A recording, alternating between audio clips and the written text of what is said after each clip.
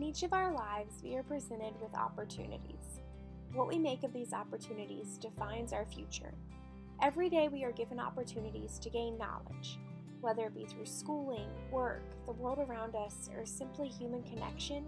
Our opportunity to gain knowledge is truly never ending. Personally, taking opportunities is extremely important to me. I desire to possess the deepest understanding of our world possible. Place community resilience has played a key role in making me more culturally and environmentally aware.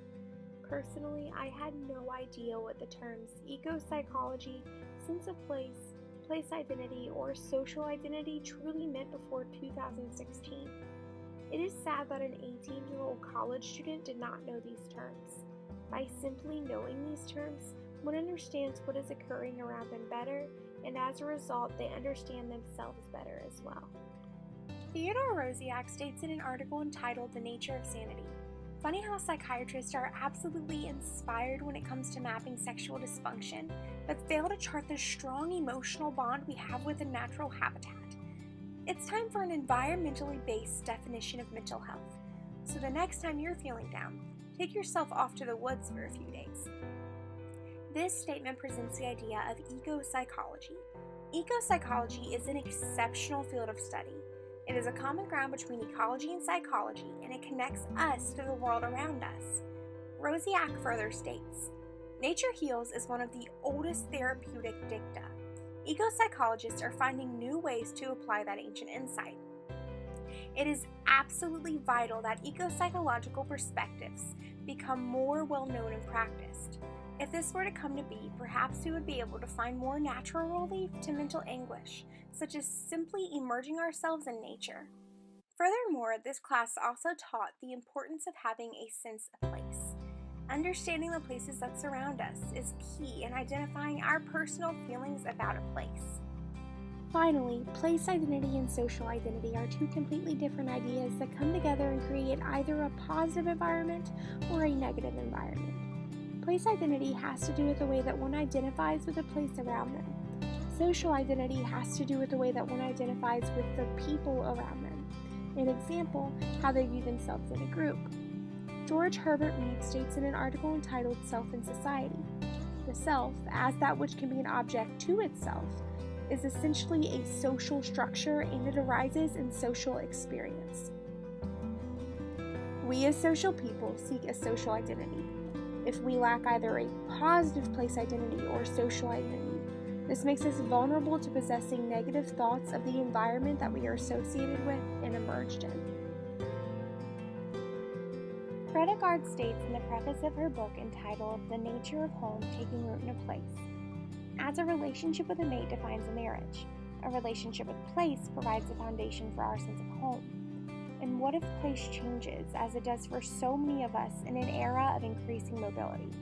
How do these fluctuating relationships to place affect our human relationships and our self-identity? And how do we re-establish relationships with place so that we can be at home wherever we live?" Gard's statements adequately describe the importance of both place identity and social identity in all aspects of life, especially in our homes. Another thing that I learned in this class were both traditional and contemporary approaches to sustaining systems and promoting futuristic thinking. For example, Mahora Carter discusses in an article entitled Sustainable Solutions how her town has changed dramatically since she was younger. She now has a program entitled Sustainable South Bronx to better her community. This is considered a contemporary approach to systems and future thinking. Also, in a video entitled Stream Restoration, it is evident that Kentucky's rivers are flooding and as a result straightening. A stream restoration project was created to help restore streams. This is an example of a contemporary approach to bettering the stream systems in Kentucky and future thoughts of them. Another example is the food of a culture. To ensure that this food stays popular in the culture throughout ages, it is important that it is continuously cooked. Also, it is important that stories of times that this food brought people together are passed down throughout generations. If this is done, the system is more likely to pass the test of time.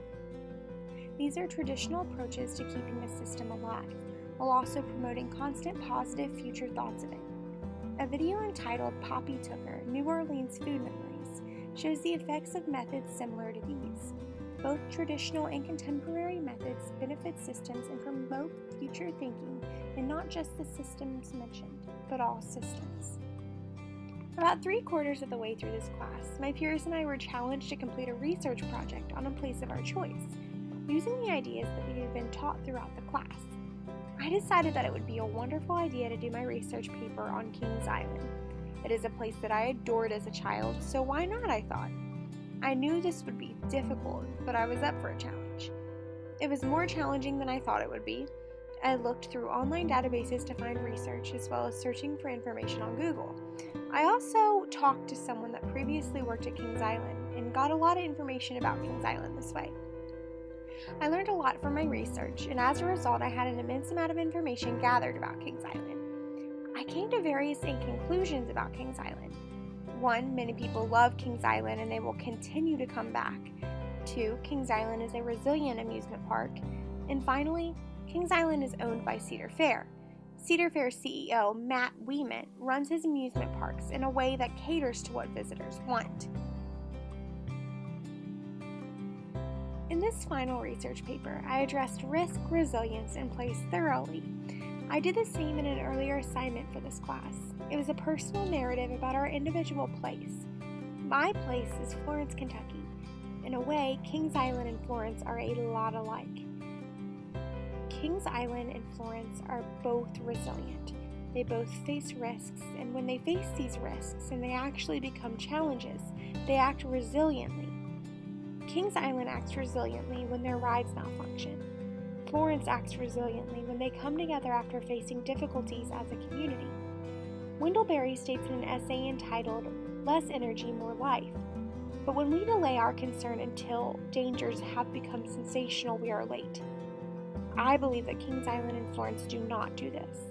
They are typically constantly working to better their atmosphere. Also, Kings Island and Florence are both places that elicit positive environments. This makes countless people adore both places.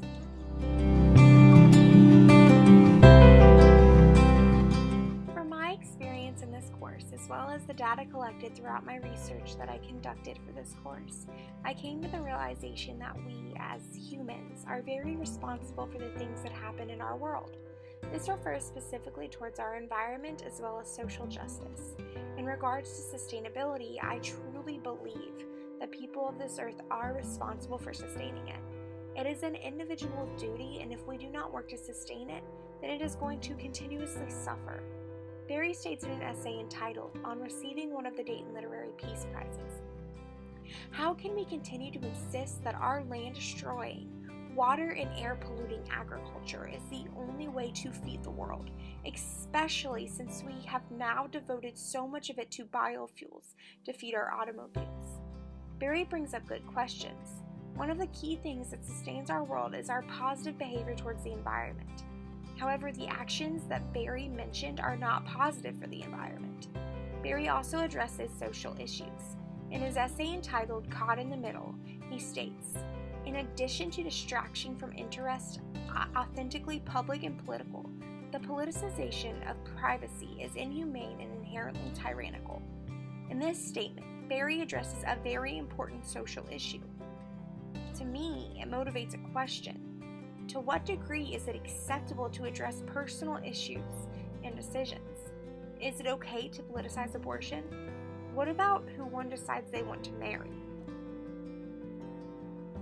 It is obvious that this class has taught me many things and has inspired me to be a better member of society. This class has made me realize an immense amount of things about myself, my community, and on a larger scale, the world. I believe that this class should be required for all students to take. It motivates personal growth that is vital and needed among college students. I know that because of this class, I am a better member of society.